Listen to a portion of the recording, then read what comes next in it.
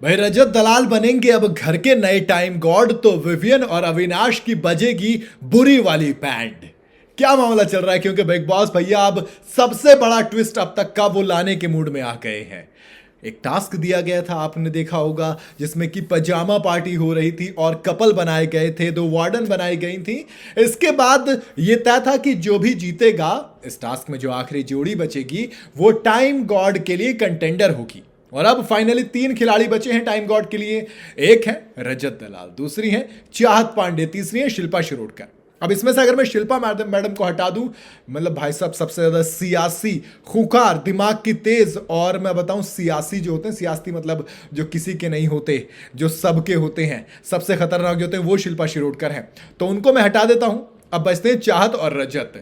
अब एक टास्क होना है और मोस्टली मुझे ऐसा लग रहा है कि उस टास्क में रजत दलाल जीत जाएंगे। चाहत और शिल्पा दोनों को हरा देंगे और इनके हराते ही इसका मतलब ये कि दोस्त वो बन जाएंगे घर के नए टाइम गॉड। और नए टाइम गॉड बनने का मतलब, अब देखो सोचो, विवियन डिसाना भी घर के टाइम गॉड है और वो जो जो हरकतें करवा रहे हैं ना कि तू ये काम कर, तू फलाना काम कर, और क्लियर बायसनेस दिखाई है। उन्होंने सामने से बोला है कि हाँ मैं एक बायस टाइम गॉड हूं। फिर चाहे वो नॉमिनेशन में बचाना हो अपनी टीम को या फिर कामों के हिसाब से डिवाइड करना हो कि मेरी वाली टीम के बंदे आराम से काम करेंगे, कम काम करेंगे, इधर वाली टीम के बंदे ज्यादा काम करेंगे, ये चीज करना हो, या फिर कई सारे डिसीजंस लेते हुए बिल्कुल एक तरफा दिखाना हो, सामने वाले के कामों में कमी निकालना और अपनी टीम के कामों को बिल्कुल अच्छा क्लासिक बताना हो। आपकी टीम का बंदा रात को 11-12 बजे भी काम कर रहा है तो कोई दिक्कत नहीं, सामने वाले के बंदे का काम अगर 10 मिनट लेट है तो आप सवाल उठा रहे हैं।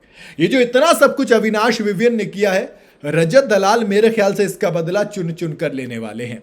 टाइम गॉड रहते हुए कई से, चाहे नॉमिनेशन वाली बात हुई हो या फिर कोई नॉर्मल बात हुई हो, काफी गुस्से में रजत दलाल नजर आते थे। विवियन उन पर काफी भड़के हुए नजर आते थे। हालांकि मुझे ऐसा लगता था कि विवियन ने काफी चीजें बहुत अच्छे से हैंडल की, उनको पोक कर, मतलब विवियन रजत को पोक कर रहे थे, ऐसा करण का कहना था।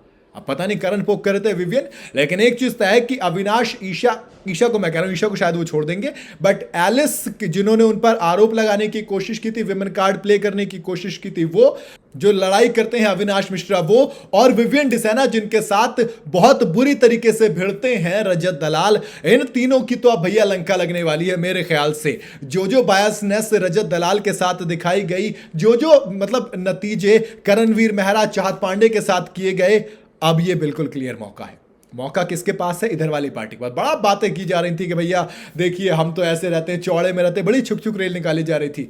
चाहत पांडे बने या फिर रजत दलाल बने, ये दोनों के दोनों इन चारों को तो नहीं छोड़ने वाले, क्योंकि ईशा, एलिस, इन्होंने ही चाहत पांडे को बदनाम करने की कोशिश की थी। वो जो बाथरूम वाला इंसिडेंट था जिसको नेशनल टेलीविजन पर इतना बड़ा मुद्दा बनाया, चाहते तो उस बात को चाहत से कह के थोड़ी सी बात को तरीके से सॉल्व कर सकते थे, बट नहीं, उसके होता ना कैरेक्टर असैसिनेशन, नीचा दिखाना किसी को, ये चीज की गई, जिसका नतीजा भैया आप देखने को तो मिलेगा। वैसे आपको क्या लगता है किस किस से बदला लिया जाएगा अगर रजत दलाल टाइम गॉड बनते हैं? तो आप मुझे कमेंट में बता सकते हैं। वीडियो अगर आपको पसंद आई हो तो इसे लाइक और शेयर जरूर करें। जाते जाते चैनल को फॉलो और सब्सक्राइब जरूर करते जाइएगा।